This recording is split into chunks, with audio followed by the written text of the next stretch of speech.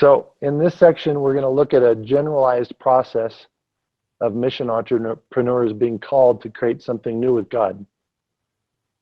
But before we get to the process, we have to start with the basic assumption, an assumption that not everyone assumes. God may want to take you to the frontiers of his kingdom, but first you're called to him. See, God has chosen us to be his people because he wants to be with us. And this is the first thing of mission entrepreneurship. He sent his son to live and die and resurrect so he can live with us so intimately that he lives in us. He longs for intimacy. See, he wants to have a deep relationship with us. Not just to be praised and worshiped, but intimacy. Us in him, he in us. We start to get how he sees us, feels about us, enjoys us, loves us. We share our lives with him. We start becoming more and more like him as we let him live in us.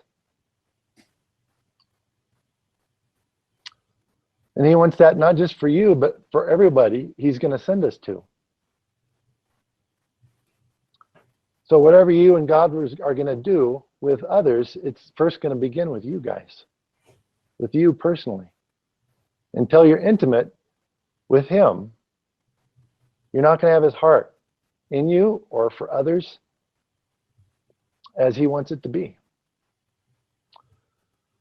So, the foundation for any ministry initiative we start on behalf of any need or group of people is our relationship with God. Now think of Mother Teresa of Calcutta. Her order started because she saw a family outside her convent walls starving and suffering.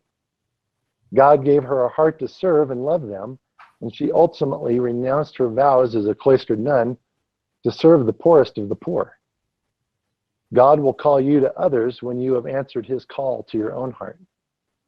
So if we look at this ministry initiative process illustration here, it starts with a problem that's going to be identified, and God's going to decide to act. He's going to call somebody, and that mission entrepreneur, maybe you're going to have to be aligned with God and his concept, what he wants to do, in order for you to create what it is he wants to create and get going, for he'll bless it.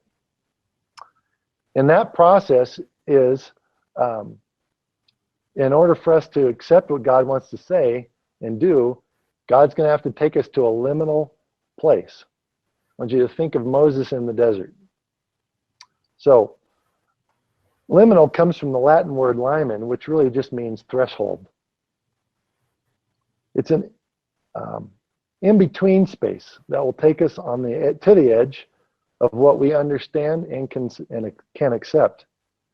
It's beyond our limits, but that's where our paradigm can end and God's can begin. It's where we come to the end of ourselves and have to trust that God can and will make up the difference in who we are and what he'll call us to.